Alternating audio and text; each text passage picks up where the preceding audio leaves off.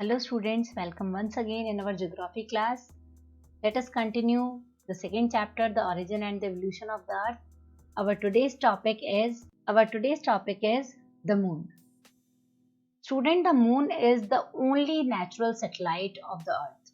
Moon जो है वो अकेला नेचुरल सैटेलाइट है हमारे अर्थ का, और हमारे अर्थ के पास इसके अलावा और कोई दूसरा नेचुरल सैटेलाइट नहीं है. So like the origin of the earth, there have been attempts to explain how the moon was formed. जिस तरीके से अर्थ के origin से related बहुत सारे scholars अपने बहुत सारे researches किए और बहुत सारे theories दी, वैसे ही moon के origin से related भी बहुत सारे explanation सामने आए. In 1838, Sir George Darwin suggested that in 1838, Sir George Darwin suggested that initially the Earth and the Moon formed a single rapidly rotating body. इन्होंने तो क्या बताया कि दोनों ही एक ही single rotating body से ही originate हुए, and the whole mass become a dumbbell shaped body. कुछ इस तरीके से बेल की शेप्ड की जो बॉडी होती है, इस तरीके से ये जुड़े हुए थे. और आगे चल कर के क्या हुआ, ये जो बेल शेप्ड बॉडी था ये ब्रोक हो गया, टूट गया. And it was also suggested that the material forming the moon was separated from what we have at present the depression occupying by the Pacific Ocean. और इसकी वजह से ये जो बेल शेप्ड बॉडी है ये टूट गया, ब्रोक हो गया, और ब्रोक होने की वजह से हमारे अर्थ में बहुत बड़ा गहरा सा गड्ढा पड़ गया, और वो गड्ढा जो है आज भी पैसिफिक ओशन के तौर पर हमें नजर आता है. ऐसा किसने बताया? ऐसा प्रोफेसर डार्विन ने बताया. पर क्या ये सही है? पता नहीं, लेकिन बहुत सारे साइंटिस्ट ने अपनी अपनी थ्योरीज दी. तो however the present scientist do not accept either the explanation. ये जो डार्विन सर का एक्सप्लेनेशन था इसे प्रेजेंट साइंटिस्ट एक्सेप्ट नहीं करते. It is now generally believe that the formation of moon as a satellite of the earth is an outcome of a giant impact.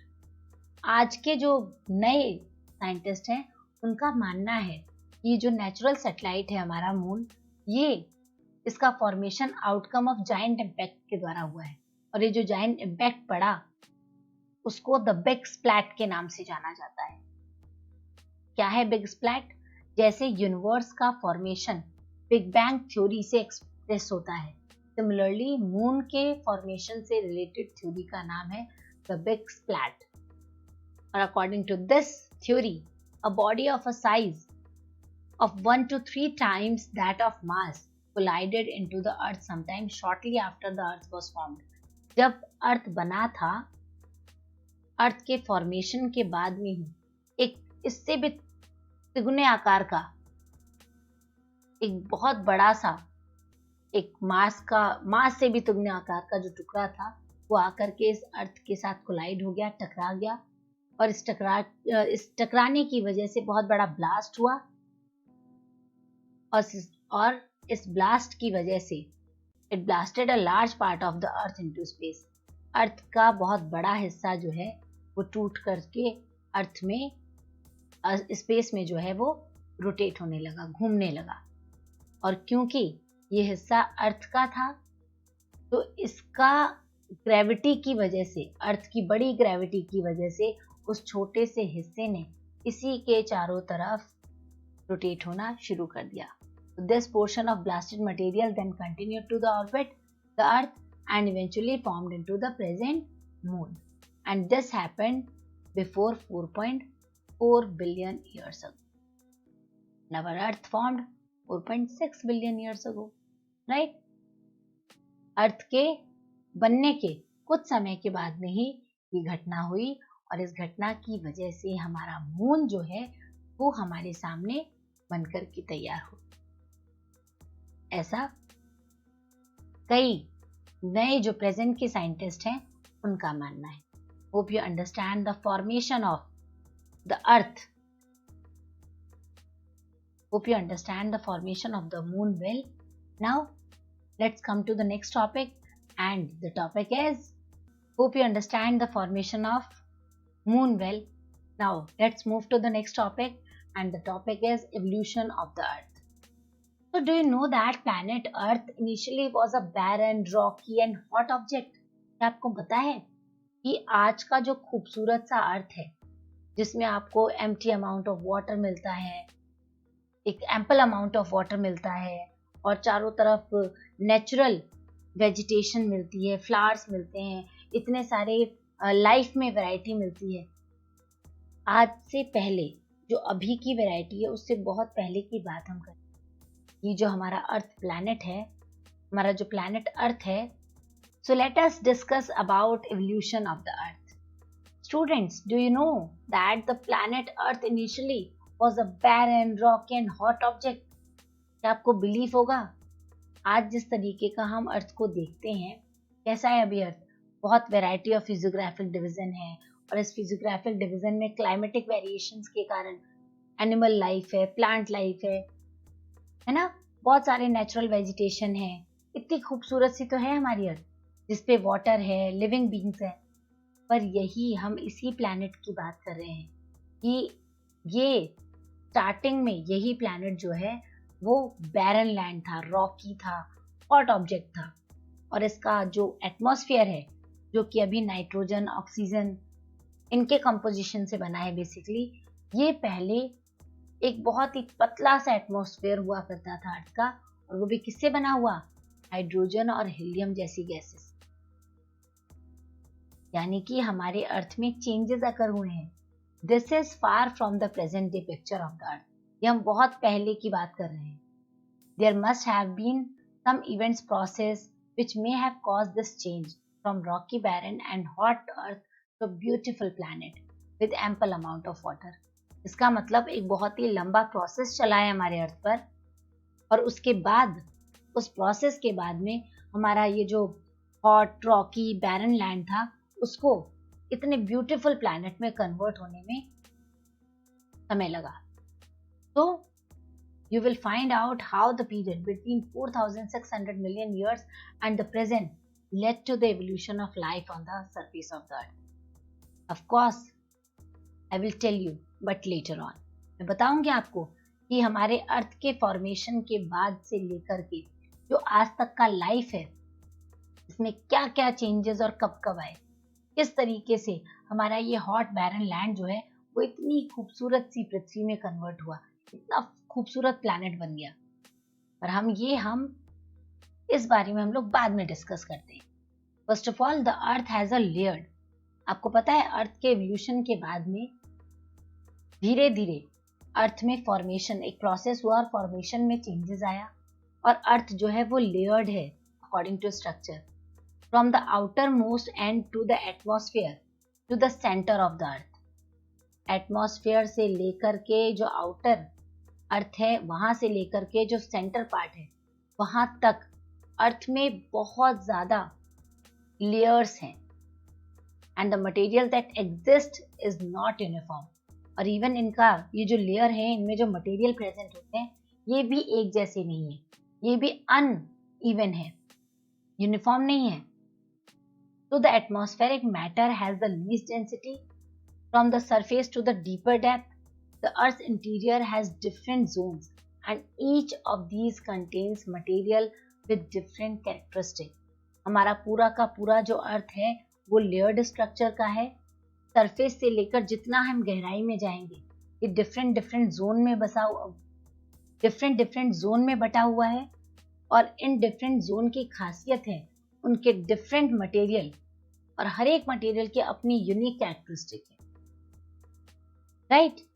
आपको कुछ थोड़ा सा यहाँ पे इंफॉर्मेशन दे दें कि हमारा अर्थ का इंटीरियर जो है, ऐसा माना जाता है कि 3 मेजर पार्ट्स में डिवाइडेड है, क्रस्ट, मेंटल एंड कोर। ठीक है, तो इसको भी हम लोग इंटीरियर ऑफ अर्थ चैप्टर में अच्छे से डिस्कस करेंगे कि हमारे अर्थ के इंटीरियर में इतने सारे स्ट्रक्चर क्यों हैं, कैसे ये स्ट्रक्चर डेवलप हुए हैं, कौन सा प्रोसेस इसमें लगा है, और इतनी वैरायटी कैसे आई है। Now let us discuss the evolution of lithosphere. which part of the earth called lithosphere. The earth was mostly in volatile state during its primordial stage. हमारा जब अर्थ का स्टार्टिंग स्टेज चल रहा था, प्रीमॉर्डियल स्टेज चल रहा था, उस समय अर्थ बहुत ही वॉलेटाइल थी. And due to gradual increase in density, the temperature inside has increased.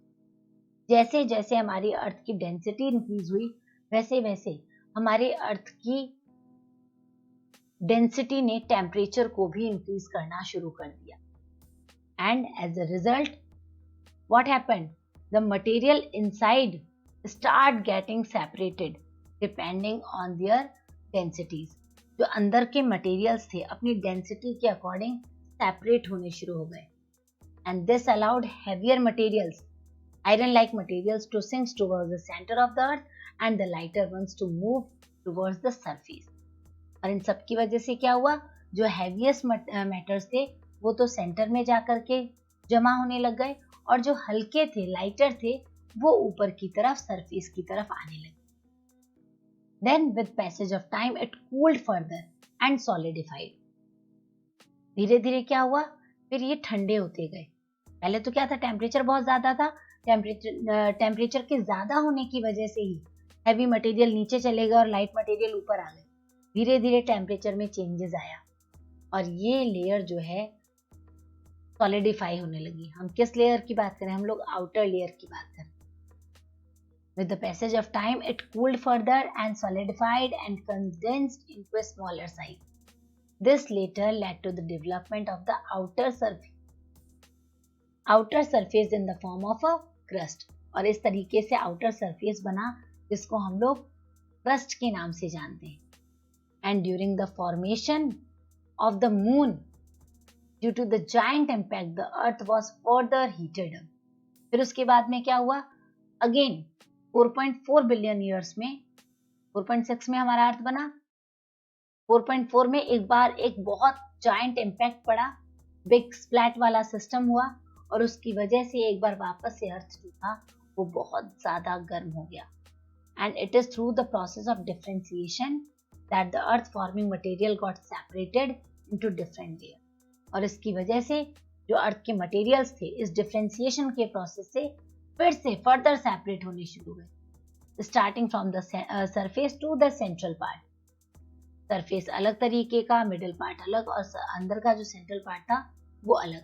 And we have layers like the crust, mantle and outer core and inner core.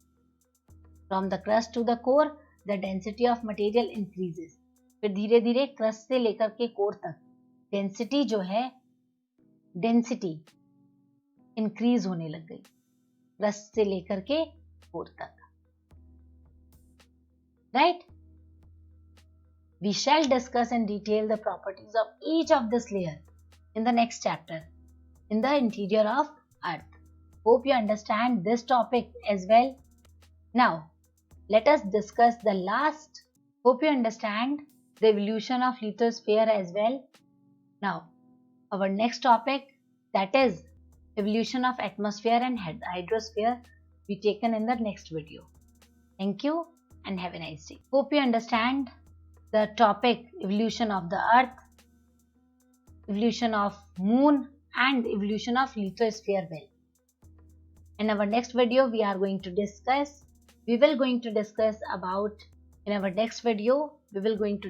about the evolution of atmosphere and hydrosphere, and also the geological time scale. So these two topics we will take in our next video.